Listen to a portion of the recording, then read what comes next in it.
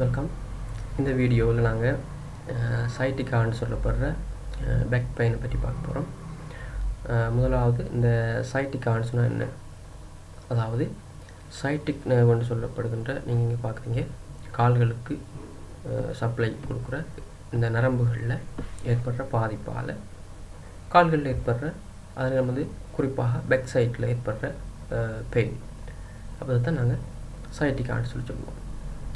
அப்போ இந்த சைட்டிக்காவை பற்றி நீங்கள் பார்க்குறதுக்கு முன்னால் இந்த சைட்டிக் நர்வ் எப்படி ஃபார்ம் பண்ணப்படுது, என்னென்ன மாதிரி அதை சப்ளை பண்ணுதுன்னு சொல்லி நீங்கள் தெரிஞ்சிருக்க வேண்டியது அவசியம். இப்போ இது கொஞ்சம் விளங்கி கொள்றதுக்கு ஈஸியாக இருக்கும். ஆகவே இந்த சைட்டிக் நர்வ்ன்றது இதில் நீங்கள் பார்க்குறீங்க, இது வந்து ஒரு பேக் சைட்லேருந்து எடுக்கப்பட்ட ஒரு வியூ. இதில் பார்த்தீங்கன்னு சொன்னால் மேலே முள்ளந்தண்டு எலும்புகள் காணப்பட போது, கீழே இது பெல்விக் கேவிட்டி, அதாவது இடுப்பென்பு. இதில் நீங்கள் பார்க்குற இந்த முக்கோணமான என்பது சேக்ரம் என்பது இந்த முள்ளந்தண்டு என்புகள் என்ற ஒரு தொடர்ச்சி. முள்ளந்தண்டு என்புகள் தனித்தனியாக காணப்படும். இந்த சேக்ரம் என்பது வந்து ஒன்றாக இணைக்கப்பட்டு ஒரு முக்கோண வடிவான எலும்பாக காணப்படும். ஆகவே இந்த முள்ளந்தண்டு பகுதியிலேயும் மெயினாக நாரி முள்ளந்தண்டு என்புகள்னு சொல்லி ஒரு 5 என்புகள் இருக்குது. இந்த 5 என்புகளில் கடைசியாக காணப்படுற L4ன்னு சொல்லப்படுற 4வது நாரி முள்ளந்தண்டு என்பு, 5வது நாரி முள்ளந்தண்டு என்பு. இந்த முள்ளந்தண்டு என்புகளில் இருந்து அதன் பின்புறமாக இருந்து ஸ்பைனல் கோட்லேருந்து வெளிவார ரூட்டுகளில் இருந்து உருவாகிற இந்த 2 ரூட்டும், அதில் வந்து சேக்கிரத்தில் இருந்து உருவாகின்ற, அதாவது சேக்கிரத்தின் S1 அதாவது முதலாவது சேக்ரல் எலும்பு, S2 2வது சேக்ரல் எலும்பு, S3 3வது சேக்ரல் எலும்பு. அந்த எலும்புகளிலிருந்து வெளியாகிற இந்த ரூட் மொத்தம் வந்து 5, L4 L5 S1 S2 S3 என்று சொல்லப்படுற 5 நர்வ் ரூட்ஸ் சேர்ந்து உருவாக்குகிறதான் இந்த சைட்டிக் நர்வ். இது வந்து 2 சைட்லேயும் வந்து உருவாகும். இதில் 2 பார்ட் இருக்குது, அதாவது tibial part and common peroneal பார்ட்னு சொல்லி. இப்போ டிபியல் பார்ட்ன்றது எங்களுடைய கண்டைக்கால் பகுதிக்கு இருந்து கீழ் பாதம் வரைக்கும் நர்வ் சப்ளையை வழங்குற நர்வ் வந்து டிபியல் பார்ட். காமன் பெரோனியல் பார்ட்ன்றது சேர்ந்து வந்து இந்த முழங்கால் பகுதியில், அதாவது பப்ளிட்டியல் ஃபொஸ்ஸான்னு சொல்லப்படுற முழங்காலுக்கு பின்புறம் உள்ள அந்த பகுதி, கால் மடிக்கும் போது காணப்படுற அந்த பகுதியை தான் பப்ளிட்டியல் ஃபொஸ்ஸான்னு சொல்லுவோம்.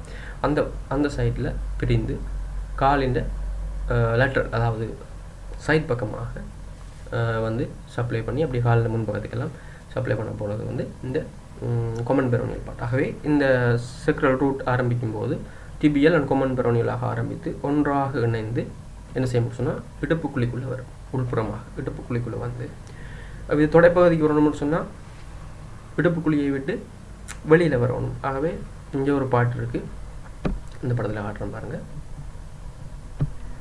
ரைட்.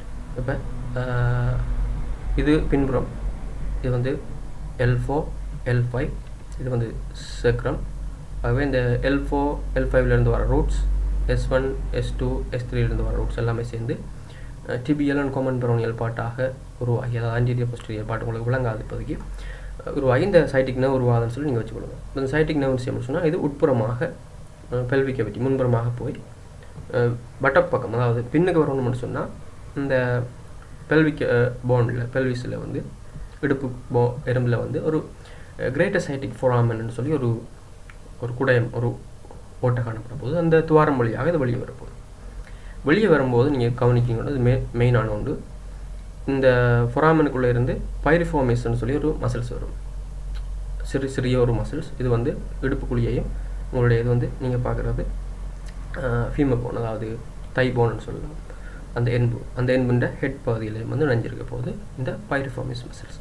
அந்த பைரிஃபார்மிஸ் மசில்ஸுக்கு உள்புறமாக வந்து இதன் பிறகு என்ன செய்ய முடியும் சொன்னால் இந்த தொடைப்பகுதி பின்புறம் அப்படியே வந்து தொடைப்பகுதி வரை வந்து முழங்கால் பகுதிக்கு வரும். இப்போ இது வந்து பின்புற தோட்டம் நீங்கள் பார்க்குறது. ஆகவே இதில் தான் இந்த பப்ளிட்டியல் ஃபொஸ்ஸா என்று சொல்லி அந்த பகுதி, முழங்கால் மடிப்படைகின்ற பகுதி பின்புறம் பப்ளிட்டியல் ஃபொஸ்ஸா. இந்த ஃபொஸ்ஸா அடியில் என்ன செய்யணும்னு சொன்னால் நான் சொன்னால் இந்த டிபியல் அண்ட் காமன் பெரோனியல் பார்ட்டாக வரும்னு சொல்லி வந்து அந்த டிபியல் பார்ட் அப்படியே கீழே போகும்.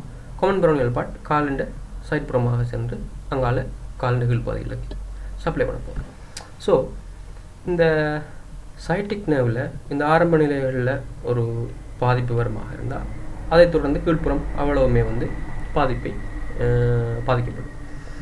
அதனால தான் என்ன செய்யப்படுதுன்னு சொன்னால் இங்கே சைட்டிக் நர்வில் ஒரு பாதிப்பு வரைக்குள்ள பட்டோக் பகுதி, தொடை பகுதி, முழங்கால் பகுதி, கண்டைக்கால் பகுதி, சில பேருக்கு பாதம் வரைக்கும் பிக் டோ வரைக்குமே வந்து பெயின் நம்னஸ் எல்லாமே இருக்கும். கொம்னாக வந்து இவங்க காலை நிமித்தி வச்சுருக்க மாட்டாங்க, காலை நீட்டி படுக்க மாட்டாங்க, கன நேரம் ஒரு போஸ்டரில் இருக்க மாட்டாங்க, நிமிர்ந்து நிற்க மாட்டாங்க. இவ்வாறு நடக்கிறதுக்கு கஷ்டப்படுற ஒரு பிரச்சனை இந்த சைட்டிக் நர்வ் டிசீஸ். அப்போ இந்த சைட்டிக் நர்வில் என்னென்ன மாதிரி பாதிப்பு வரலாம்னு சொல்லி பார்த்தீங்கன்னு சொன்னால் 3 விதமான பாதிப்பு இருக்குது. ஒன்று டீஜெனரேட்டிவ் சேஞ்சஸ். ஏற்கனவே நான் சொன்ன மாதிரி இதில் பார்த்தீங்கன்னு சொன்னால் தெரியும். இப்போ இந்த வயதாக என்ன செய்யணும்னு சொன்னால் இந்த போன்ஸ் எல்லாம் வந்து தேய பார்க்கும். அதில் வந்து இந்த போன்ஸுகளுக்கு இடையில் என்ன செய்யணும்னா ஒரு குஷன் மாதிரி இன்டர்வெர்டிபிரல் டிஸ்க்னு சொல்லப்படுற ஒரு டிஸ்க் காணப்பட போகுது. அந்த டிஸ்க் வந்து ஒரு கிட்டத்தட்ட ஒரு பொலித்தீன் பக்கெட்டுக்குள்ளே ஒரு ஜெலி அடைச்சி வச்ச மாதிரி ஒரு குஷன் போன்ற அமைப்பு. அப்போ இதுதான் என்ன செய்யப்போம்னு சொன்னால் இந்த 2 வெர்டிபிராக்கும் இடையில் நாங்கள் நடக்கும்போதோ, துள்ளும்போதோ, போகும்போதோ, வரும்போதோ ஷொக் ஏற்படாமல் அந்த ஷொக்கை வந்து அப்சர்வ் பண்ணுற ஒரு ஷொக் அப்சர்வராக காணப்படுது. ஆகவே இந்த டீஜெனரேட்டிவ் சேஞ்சஸ், அதாவது வயதாக என்ன செய்யணும்னு சொன்னால் இந்த குஷன் போன்ற அமைப்புகள்லாம் பாதிப்படைஞ்சு போகுது. இந்த போன்ஸுகள் வந்து தேவடைய போகுது. அப்போ இதனால் என்ன செய்யணும்னு சொன்னால் கீழே இறங்கி இந்த நர்வ் வெளியில் வர அந்த ரூட்டை வந்து அந்த போனில் உள்ள துவாரத்தை வந்து 2 வெர்டிபிரல் போனுக்கு இடையெல்லாம் அந்த நர்வ் வெளியே வரும். ஆகவே அதை வந்து நெரிக்க போகுது. அப்போ டீஜெனரேட்டிவ் சேஞ்சஸ் என்று பார்க்கக்குள்ள சில இதில் வந்து அங்கே புதிதாக போன் கால்சியம் வந்து டிபாசிட் ஆகி ஒரு ஒழுங்கட்ட முறையில் ஒரு போன் ஃபார்ம் பண்ணலாம். அவ்வாறெல்லாம் இந்த டீஜெனரேட்டிவ் சேஞ்சஸ் நடக்கக்குள்ள இந்த நர்வில் வந்து கம்ப்ரெஷன் வரையக்குள்ள அதை தொடர்ந்து இந்த சைட்டிக்கா ஏற்படலாம். அடுத்ததாக சில பேர் பார்த்தீங்கன்னு சொன்னால் இந்த வேலையை செய்யாமல் இருந்தபோது திடீரென்று ஒரு பாரம் தூக்கணும், திடீரென்று ஓட வேண்டி வரும். அப்போ இவ்வாறான செயற்பாடுகள் செய்யணும்னு சொன்னால் டக்குண்டு இந்த நர்வ் வந்து கம்ப்ரெஸ் ஆகிடலாம். என்னென்னு சொன்னால் வேலுக்கு இந்த வெர்டிபிரல் குளத்தில் காணப்படுற லிகமெண்ட்ஸ், அதாவது ஸ்ட்ரென்த்தாக வச்சுருக்க லிகமெண்ட்ஸ் எல்லாம் வந்து நல்ல ஸ்ட்ரென்த்தாக இருக்காது. அவங்க வந்து சும்மா இருந்துருந்து பழகினவங்க தானே. அவங்க திடீரென்று சொல்லி ஒரு ஃபோர்ஸான வேலையை செய்யக்குள்ள டக்குன்னு என்ன செய்யலாம்னு சொன்னால் ஒன்றோட ஒன்று எலும்புகள் வந்து கம்ப்ரெஸ் பண்ணப்பட்டு இந்த நர்வை வந்து பாதிக்கலாம். அப்போ அதை தொடர்ந்து சைட்டிக்கா வரலாம், அதாவது ஒரு ட்ரோமா அடிப்பட்ட கேஸுகளில் வரலாம். அதே பிரச்சனையே இந்த சக்கரத்திலையும் ஏற்படலாம். டீஜெனரேட்டிவ் சேஞ்சஸ் அண்ட் ட்ரோமா அடிப்பட்ட சந்தர்ப்பங்களில் இதை தொடர்ந்து இந்த இன்ஃப்ளமேஷன் இந்த நர்வுக்கும் வரலாம். அடுத்த 2வது கேஸ் வந்து பார்த்தீங்கன்னு சொன்னால் இந்த டிஸ்க் கர்னியேஷன் அப்படின்னு சொல்லுவாங்க. இது வந்து வயது போகிற கண்டிஷன்ஸ்லேயும் வரலாம், இல்லை அது வந்து நான் சொன்ன மாதிரி ஃபோர்ஸாக ஒரு வேலையோ ஒரு வெயிட் தூக்கைகளையோ திடீரென்று ஏற்படலாம். சொன்னால் அதுக்கான தயார் நிலை இல்லாமல் அந்த ஒரு வேலையை நாங்கள் செய்யக்குள்ள வரலாம். ஆகவே டிஸ்கர்னியேஷன் அடையக்குள்ள இது டிஸ்கர்னியேஷன் எந்த பகுதியிலையும் ஏற்படலாம். வெர்டிபிராவில் வந்து அதாவது முள்ளந்தண்டென்பில் கழுத்துலையும் ஏற்படலாம், நாரி பகுதியிலையும் ஏற்படலாம், நெஞ்சு பகுதியிலையும் ஏற்படலாம். சைட்டிக்காவினுடைய சிம்டம்ஸ், சைட்டிக்கா ஆகக்கூடிய கால் நோ பேக்கில் வர பெயின், அதில் வந்து கால் வரைக்கும் அது ரேடியேட் பண்ணுற செயற்பாடு காணப்பட வேண்டும் என்று சொன்னால் இந்த சைட்டிக் நர்வ் வார அந்த ரூட்டில் வரணும், அதாவது L4 L5 லெவலில் வரணும் டிஸ்கில் கர்னியேஷன்.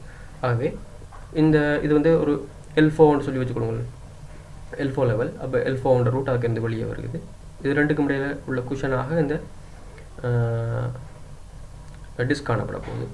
ஆகவே திடீரென்று ஒரு வெயிட்டை தூக்கி ஒரு ஷொக் வரைக்குள்ள என்ன செய்யணும்னு சொன்னால் இந்த டிஸ்க் வந்து கர்னியேட் பண்ணி பின்னுக்கு தள்ளிடலாம். அப்போ பின்புறமாக ஒரு துவாரத்தினூடாகத்தான் இந்த வெர்டிபிரல் கொலம் வந்து விட்டு, அதாவது வெர்டிபிரல் கொலமாக ஸ்பைனல் கோட். அப்போ இந்த ஸ்பைனல் கோட்டில் டிரெக்டாக அழுத்தத்தை ஏற்படுத்தலாம், அல்லது சற்று சரிவாக வந்து ஒரு வலப்பக்க ரூட்டையோ இல்லாட்டி இடப்பக்க ரூட்டையோ அழுத்தலாம். அதை பொறுத்து இந்த சைட்டிக்காவுடைய பெயின் இருக்கும். இப்போ நான் சொன்ன மாதிரி நேராக வந்து ஸ்பைனல் கோட்டை ஃபுல்லாக கம்ப்ரெஸ் பண்ணிட்டேன்னு சொன்னால் 2 காலிலையுமே அந்த சைட்டிக்காவினுடைய பெயினை வந்து உணரக்கூடியதாக, இல்லை ஒரு சைடில் மட்டும் டிஸ்க் வந்து கர்னியேட் ஆகி ஒரு ரூட்டை மட்டும் அது கம்ப்ரெஸ் பண்ணுமாக இருந்தால் ஒரு காலில் வந்து இந்த சைட்டிக் பெயின் வந்து உணரக்கூடியதாக இருக்கும். ஆகவே இது வந்து டிஸ்க் கர்னியேஷன். இது வந்து திடீரெண்டும் ஏற்படலாம், வயதாகும்போது நான் சொன்ன மாதிரி டீஜெனரேட்டிவ் சேஞ்சஸாலையும் ஏற்படலாம். இந்த டிஸ்கில் வர பிரச்சனையால் சைட்டிக்காக உருவாகும். அடுத்த பிரச்சனை வந்து பைரிஃபார்மிஸில் வர இன்ஃப்ளமேஷன். இது காமனாக வந்து பார்த்தீங்கன்னு சொன்னால் இது ஆக்சுவலாக வந்து சைட்டிக்கான்னு சொல்கிறது இல்லை. ஏன்னு சொன்னால் இது வந்து ஒரு பைரிஃபார்மிஸில் வர பிரச்சனையால் சைட்டிக் நர்வ் இன்ஃப்ளமேட் பண்ணப்பட்டு இது சைட்டிக்குரிய சைன் அண்ட் சிம்டம்ஸ் எல்லாம் காட்டப்படும். ஆனாலும் வந்து இது வந்து க்யூர் பண்ணக்கூடிய ஒரு சிம்பிளான ஒரு விஷயம். இது வந்து நான் பைரோஃபார்மஸ் மசில் உதாரணமாக நல்லா ஓடுறாக்கள் இவ்வாறானவர்களுக்கு இந்த மசில்ஸ் வந்து என்ன செய்ய முடியும்னா இன்ஃப்ளேம்ட் ஆகிடும், பாதிக்கப்பட்டுரும். ஆகவே அதை தொடர்ந்து அதுக்கு பின்னால் தான் இந்த நர்வ் வருது. ஆகவே அங்கேயும் வந்து இந்த பாதிப்பு இருக்குது. இது வந்து சூடோ சைட்டிகா என்று நாங்கள் கருதலாம். அதாவது சைட்டிகா போல் இந்த சைன் அண்ட் சிம்டம்ஸ் எல்லாம் பெயின் எல்லாம் இருந்தாலும் வந்து இது ஒரு ஆக்சுவலான சைட்டிக்காக இருக்காது.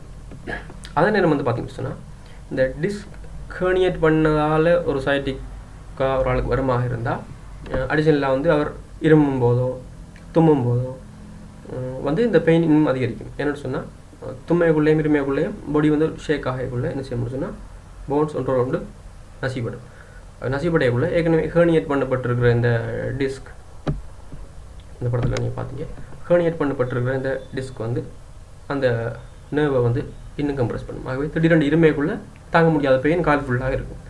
ஆகவே இதுதான் வந்து சைட்டிக்காவினுடைய மெக்கானிசம். எவ்வாறு வந்து சைட்டிக்கா உருவாகுது, எவ்வாறு அதனுடைய பாதிப்புகள் இருக்குன்னு சொல்லி பார்த்தீங்கன்னு சொன்னால் சில பேருக்கு இந்த பட்டாக் ரீஜன் மட்டும் பெயின் இருக்கலாம், சில பேருக்கு பட்டாக்குள்ளே இருந்து இந்த தை வரைக்கும் இருக்கலாம், சில பேருக்கு பட்டாக்குள்ளே இருந்து இந்த ஹாஃப் மசில்ஸ் அதாவது கண்டைக்கால் வரைக்கும் இருக்கலாம், சில பேருக்கு கணுக்கால் பாதம் வரைக்குமே இந்த பெயின் இருக்கலாம். அதாவது இந்த நர்வ் ரூட் எங்கெங்கே கம்ப்ரெஸ் ஆகுதோ, எங்கெங்கே இன்ஃப்ளேம்ட் ஆகியிருக்கோ அதை பொறுத்து வந்து இந்த பாதிப்புகள் அமையலாம். இது ஏற்படுறதுக்கு முக்கியமான காரணம் நினைக்கிறேன் சொன்னால் வயதாகிறது, டீஜெனரேட்டிவ் சேஞ்சஸ்.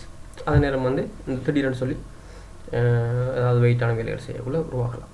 அதை விட முக்கியமானது வந்து உங்களுடைய போஸ்டர். அதாவது நாங்கள் ஒரு நிமிர்ந்த ஒரு சமச்சீரான நேரான ஒரு தோட்டம் இல்லாமல் சில பேர் வளைஞ்சு கொண்டு நடப்பாங்க. அவ்வாறு சில பேர் வந்து வேலை நிமித்தம் வந்து ஒரே போஸ்டரில் வித்தியாசமான போஸ்டரில் இருப்பாங்க. அப்போ இதனால் வந்து என்ன செய்ய முடியும், நம்ம டிரைவர்மார் இவ்வாறு தொடர்ந்து ஒரு போஸ்டரை பிள்ளையாக போனக்குள்ள அந்த சைட்டில் உள்ள போன்ஸ் வந்து நார்மலாகவே டீஜெனரேட்டிவ் ஆக ஆரம்பிக்கும். அதாவது அதுக்கு பாதிப்பு கூடுதலாக இருக்கும். ஆகவே இந்த போஸ்டரை நன்றாக மெயின்டைன் பண்ண வேண்டும். அடுத்ததாக திடீரெண்டு சும்மா இருந்து போட்டு திடீரெண்டு ஒரு வேலையை செய்ய போனால் அப்படியான பிரச்சனைகள் வரத்தான் பார்க்கும். ஆகவே ஏற்கனவே இந்த முள்ளந்தண்டுகளுக்கு நல்ல ஸ்ட்ரென்த்தான ஒரு பயிற்சியை எடுத்து நாங்கள் அந்த முள்ளந்தண்டு எலும்புகளோடு சேர்ந்த லிகமெண்ட்ஸ்களை அதை ஒழுங்காக வச்சுருக்கிற இந்த டெண்டன்ஸ் லிகமெண்ட்ஸை வந்து நாங்கள் ஸ்ட்ரென்த்தாக பேணைக்குள்ளே வந்து இந்த பிரச்சனையை தடுக்கலாம். இப்போ டீஜெனரேஷன் சொல்லக்குள்ளே நாங்கள் வயசு போகிற காலகட்டத்திலாம் வரப்போது ஒரு 60 வயசுக்கு பிறகு இவ்வாறான பிரச்சனை வந்தால் அது கொஞ்சம் ஏற்றுக்கொள்ளக்கூடியதாக இருக்கும். ஆனால் இப்போ வந்து பார்த்தீங்கன்னு சொன்னால் 30 வயசு 40 வயசுலாம் சைட்டிக் பெயினோட பேஷண்ட் வராங்க. ஆகவே இவங்க இதை ப்ரிவென்ட் பண்ண வேண்டும். ஆகவே ப்ரிவென்ட் பண்ணுறதுக்கு சிறந்த வழி என்னென்னு சொன்னால் யோகா வந்து சிறந்த ஒரு பயிற்சியாக இருக்க போகுது. என்ன சொன்னால் யோகா பயிற்சிகள் வந்து அடிப்படையாக இல்லை எந்த ஆசனத்தை நீங்கள் எடுத்து பார்த்தீங்கன்னு சொன்னாலும் இந்த முள்ளந்தண்டு எலும்புகள் நல்லா வளைஞ்சு நிமிட்டுகின்ற ஒரு ஆசனங்களாக தான் இருக்கும். ஆகவே முள்ளந்தண்டு அது சம்மந்தப்பட்ட லிகமெண்ட்ஸுக்கு சிறந்த ஒரு பயிற்சி. இவ்வாறு நாங்கள் முள்ளந்தண்டு எலும்புகளை வளைச்சி நிமித்தி திடீரென்று செய்யறதில்ல, படிப்படியாக செய்து அந்த லிகமெண்ட்ஸுக்கு பள்ளத்தோடு நாங்கள் இருக்கக்குள்ள நாங்கள் ஒரு வேலையை செய்யக்குள்ள அந்த பாதிப்பு வராது. வயது போன பிறகும் இந்த டீஜெனரேட்டிவ் சேஞ்சஸ் வர்றதுக்கான காலம் வந்து பிற்போடப்படும். திடீரென்று நாங்கள் சும்மா இருந்து போட்டு திடீரென்று ஒரு வேலை செய்ய போய்க்குள்ள அதுவே வந்து இந்த சைட்டிக் பெயின் வரத்துக்கு காரணமாக அமைந்து விடும். அடுத்தது வந்து பார்த்திங்கன்னு சொன்னால் சைட்டிக் வந்த ஆக்கள் என்ன செய்யலாம்னு சொன்னால் அவங்களுக்கு சில பயிற்சிகளை சொல்லிக் கொடுக்குறாங்க. பிசியோதெரப்பி மாதிரி சொல்லிக் கொடுக்குறாங்க. அந்த கால மடக்கி நின்ற பிரச்சனைகள்லாம் சொல்லிக் கொடுக்குறாங்க. ஆனாலும் வந்து அது வந்த பிறகு நீங்கள் அவற்றை எல்லாம் கஷ்டப்பட்டு பெயின்ஃபுல்லாக நீங்கள் அதை செய்கிறதுக்கு பதிலாக அது வர முன் காக்கிறது வந்து சிறந்தது. இது தவிர இன்னொரு பிரச்சனை இதில் சொல்லணும். சில பேருக்கு வந்து சாதாரணமாக ஒரு வேலை செய்யக்குள்ள ஒரு டெண்டனோ அல்லாட்டி ஒரு மசில்ஸோ ஸ்ட்ரெச் ஆகி இழுபட்டு வந்து இடுப்பு பகுதியிலையோ பேக்லேயோ பெயின் இருக்கலாம். அந்த பெயினை நீங்கள் சைட்டிக்கான்னு சொல்லி நினைக்கக்கூடாது. என்னென்னு சொன்னால் அது வந்து 2-3 நாளையால் மாறிடும். சைட்டிக்காண்டே தொடர்ந்து ப்ரொலாங்காக இருக்க போது அதை வச்சு கொண்டு தான் அதை நம்ம வந்து கால்களை நீட்ட இயலாது, நீட்டி நிமிந்தி இருக்க இயலாது. அதில் வச்சுக்கொண்டு நாங்கள் சைட்டிக்காகன்னு சொல்லி செக் பண்ணி பார்ப்போம். ஆகவே சாதாரணமாக மசில்ஸில் வர பிரச்சனைகள் பேக்கில் அதாவது டெண்டன்ஸில் பட்டு ஒரு ஹெவியான வேலை செய்யக்குள்ள வரதெல்லாம் வந்து சைட்டிக்காக இல்லை. இப்போ சைட்டிக்காகிறது இதுதான்.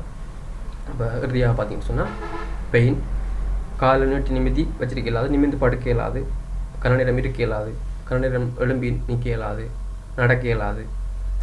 ஒரு சைட்டில் சில பேருக்கு பிரச்சனை வரலாம், இல்லாட்டி 2 சைட்டில் பிரச்சனை வரலாம். ஒரு சைட்டில் பார்த்தீங்கன்னு சொன்னால் மெயினாக பட்டாக் பகுதியில் பெயின், தை அதில் வந்து அது கால் வரைக்கும் அந்த சிவியாரிட்டியை பொறுத்து கீழே பாதம் வரைக்குமே பரவி கொண்டு போகலாம். பெயினோடு சேர்ந்து சில பேருக்கு குறைப்பு இருக்கும், சில பேருக்கு வந்து இந்த அப்நார்மல் சென்சேஷன், முள்ளால் குத்துறது, ஊசியால் குத்துறது போன்ற பிரச்சனை எல்லாம் இருக்க போகுது. ஆகவே அதை பொறுத்து எந்தெந்த நர்வ் ரூட் பாதிக்கப்பட்டிருக்கோ அதை பொறுத்து இந்த சைன் அண்ட் சிம்டம்ஸ் வந்து அமையும். அப்போ இதுதான் வந்து சையாட்டிக்கா.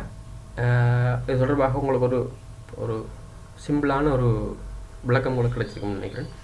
இந்த வீடியோ பிடிச்சிருந்துன்னு சொன்னால் லைக் பண்ணுங்கள், சேனலை வந்து சப்ஸ்கிரைப் பண்ணுங்கள், இந்த சேனலை பற்றி உங்களோட ஃப்ரெண்ட்ஸுக்கு சொல்லுங்கள். அது தவிர என்னுடைய அடுத்த வீடியோக்கள் தொடர்ச்சியாக உங்களுக்கு நோட்டிஃபை பண்ணுறதுக்காக ஒரு பெல் சிம்பிள் இருக்கும், அதை நீங்கள் கிளிக் பண்ணி விடுங்க. இன்னொரு வீடியோவில் சந்திக்கிறேன். நன்றி.